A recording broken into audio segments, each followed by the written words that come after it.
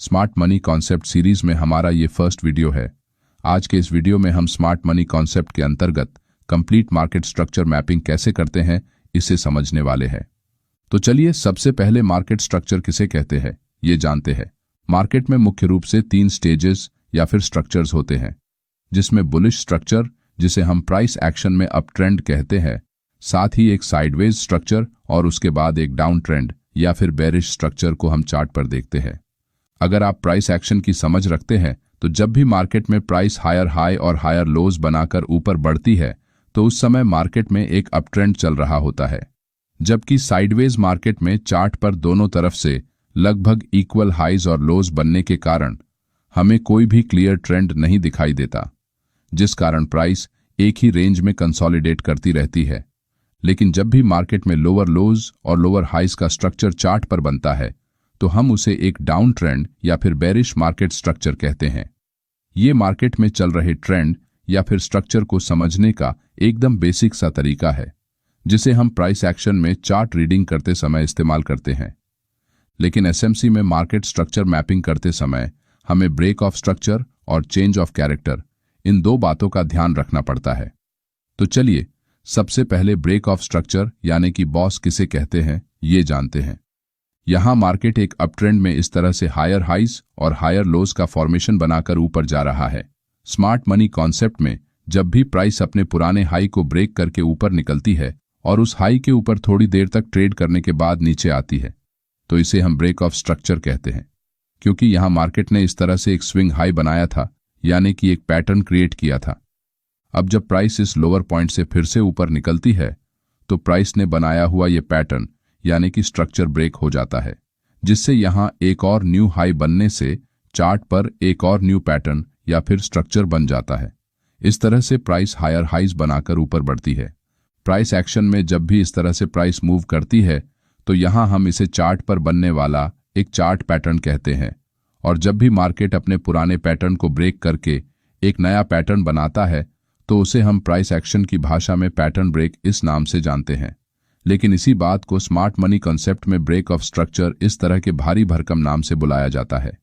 यहां सिर्फ नाम ही चेंज हुआ है, लेकिन कॉन्सेप्ट लगभग वही है। जब भी प्राइस अपने पुराने हाई को ब्रेक करने के बाद ऊपर निकलती है और फिर से अपने पुराने स्विंग हाई पॉइंट से कम 50% के आसपास रिट्रेसमेंट लेकर नीचे आती है तो उस समय हम इसे एक वैलिड ब्रेक ऑफ स्ट्रक्चर कहते हैं, जिससे हमारा पुराना हाई यहां से आगे शिफ्ट होकर इस न्यू हाई में बदल जाता है। और जब मार्केट नीचे से ऊपर निकलते हुए एक बार फिर से अपने न्यू हाई को ब्रेक करके फिर से उसी तरह नीचे आता है तो यहां हमारा पुराना स्विंग लो अब यहां इस न्यू स्विंग लो में कन्वर्ट हो जाता है।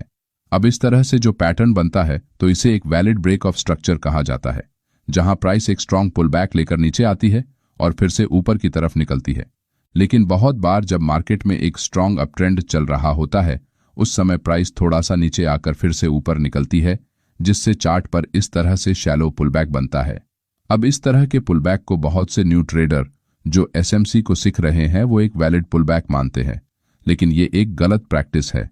जब भी प्राइस अपने पुराने स्विंग हाई को ब्रेक करने के बाद नीचे आते हुए अपने पुराने स्विंग लो से लेकर स्विंग हाई के कम से कम 50% या फिर उससे ज्यादा का पुलबैक लेती है तो हम उसे एक वैलिड पुलबैक कहते हैं। अब कौन सा पुलबैक वैलिड है और कौन सा इनवैलिड है, इसे जानने के लिए आप फिबोनाची रिट्रेसमेंट टूल का भी इस्तेमाल कर सकते हैं। यहां मार्केट अप ट्रेंड में है, इसीलिए हम चार्ट पर हमारे स्विंग लो से लेकर स्विंग हाई तक इस तरह से अगर फिबोनाची टूल को लगाते हैं तो यहां प्राइस जब तक इस 0.50 या फिर 0.618 लेवल के आसपास आकर रिवर्स नहीं होती तब तक आप इसे एक वैलिड पुलबैक नहीं मान सकते हैं। इस तरह के पुलबैक्स को हम डीप पुलबैक भी कहते हैं। एक डीप पुलबैक लेने के बाद अगर प्राइस फिर से अपने पुराने हाई को ब्रेक करते हुए ऊपर निकलती है तो उस समय हम हमारे पिछले स्विंग लो को इस न्यू स्विंग लो की तरफ शिफ्ट कर देते हैं। इसी तरह से मार्केट में स्ट्रक्चर मैपिंग करते हुए स्विंग हाइज और स्विंग लोज को आगे शिफ्ट किया जाता है। लेकिन बहुत बार प्राइस एक छोटा सा करेक्शन करते हुए नीचे आती है और फिर से अपना पुराना ट्रेंड कंटिन्यू करती है। उस समय इस तरह के पुलबैक में प्राइस फिबोनाची टूल के 0.382 लेवल को टच करके या फिर उससे पहले ही रिवर्स हो जाती है। इस तरह के पुलबैक को शैलो पुलबैक्स कहते हैं। जब भी मार्केट में एक स्ट्रांग ट्रेंड चल रहा होता है उस समय प्राइस थोड़ी देर के लिए पॉज लेती है, जिस कारण इस तरह के पुलबैक्स हमें चार्ट पर देखने को मिलते हैं। इसी कारण इन पुलबैक्स से बनने वाले लोज को हम स्ट्रक्चर मैपिंग में कंसिडर नहीं करते हैं, क्योंकि ये एक वैलिड पुलबैक नहीं है। अब ब्रेक ऑफ स्ट्रक्चर को जानने के बाद एसएमसी में चेंज ऑफ कैरेक्टर किसे कहते हैं, इसे जानते हैं। यहां हम फिर से एक अपट्रेंड का एग्जाम्पल लेंगे। एक अपट्रेंड में जब भी प्राइस इस तरह हायर लोज और हायर हाइज बनाकर ब्रेक ऑफ स्ट्रक्चर करते हुए आगे बढ़ती है, तो हम इसे एक स्ट्रॉन्ग अपट्रेंड कहते हैं। यहां प्राइस नीचे से लेकर यहां हायर पॉइंट तक आते हुए लगातार अपने पुराने हाइज को ब्रेक करते हुए आगे बढ़ी है, लेकिन एक पॉइंट के बाद प्राइस अपने पिछले हाई को ब्रेक करने के बजाय अपने पिछले लो पॉइंट को नीचे की तरफ ब्रेक कर देती है। अब पिछले कुछ समय से मार्केट में एक अपट्रेंड चल रहा था, जहां प्राइस हायर हाइज बना रही थी। इसका मतलब मार्केट एक ही दिशा और एक ही पैटर्न में मूव करते हुए एक जैसा बर्ताव कर रहा था, यानी कि उसका कैरेक्टर बुलिश था। लेकिन इस पॉइंट पर आने के बाद मार्केट अचानक से अपने पुराने हाई को ना ब्रेक करते हुए अपने पुराने स्विंग लो को ब्रेक कर देता है। इसका मतलब मार्केट ने अपने बुलिश स्वभाव से दूर जाकर यहां अपने पुराने कैरेक्टर के विपरीत जाते हुए एक बेरिश स्ट्रक्चर को फॉलो किया है, यानी कि उसके कैरेक्टर में बदलाव आया है। इसी बदलाव को स्मार्ट मनी कॉन्सेप्ट में चेंज ऑफ कैरेक्टर कहा जाता है। बहुत से लोग इसे चोंच या फिर चौक भी कहते हैं। अब इसे थोड़ा सिंपल वे में समझते हैं।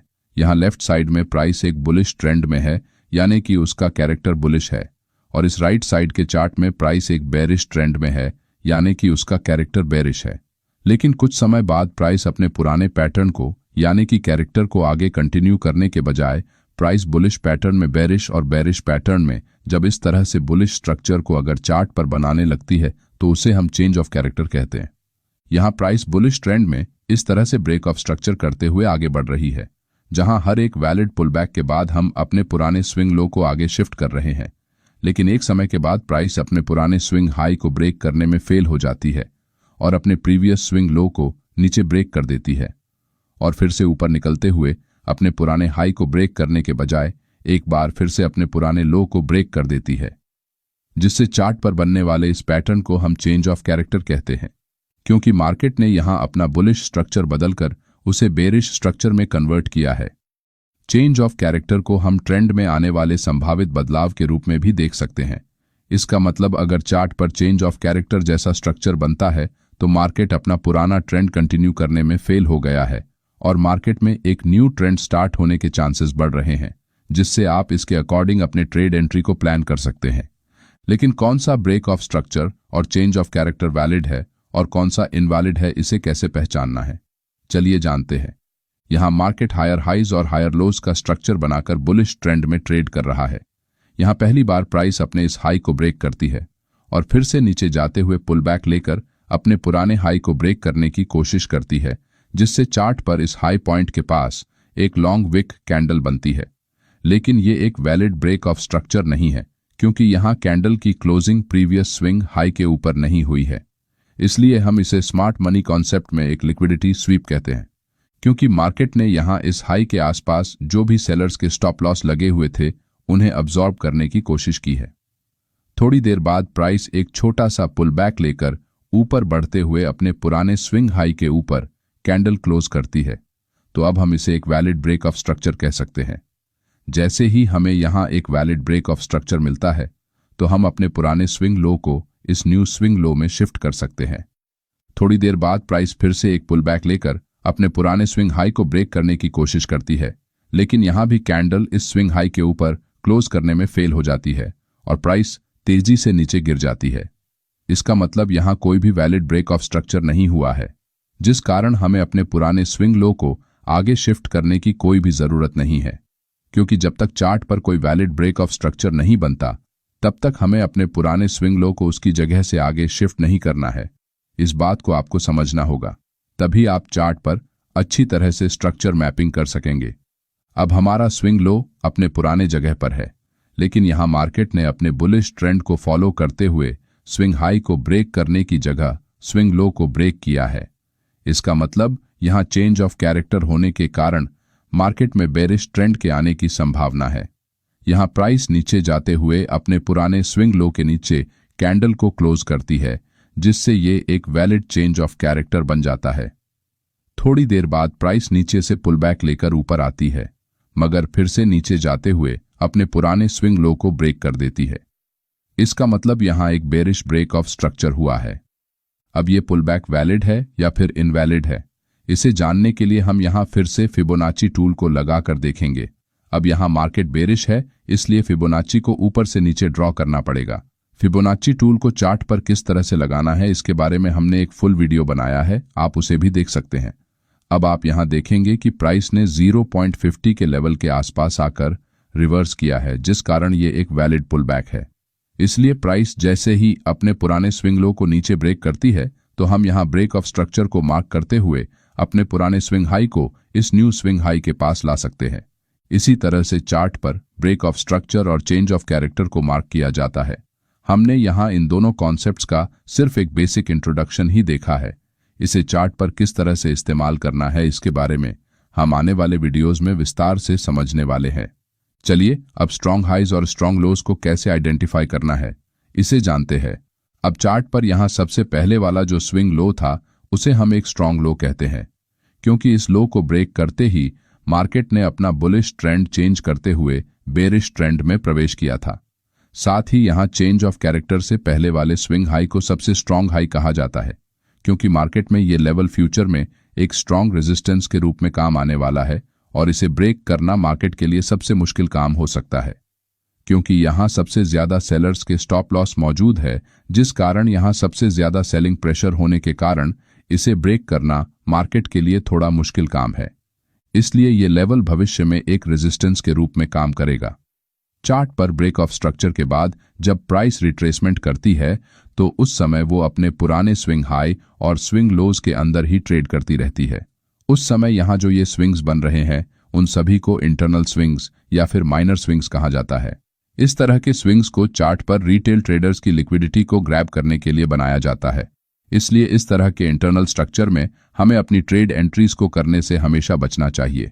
बहुत से रिटेल ट्रेडर्स को प्रो ट्रेंड या फिर मेजर ट्रेंड और माइनर या फिर काउंटर ट्रेंड को समझने में मुश्किल होती है।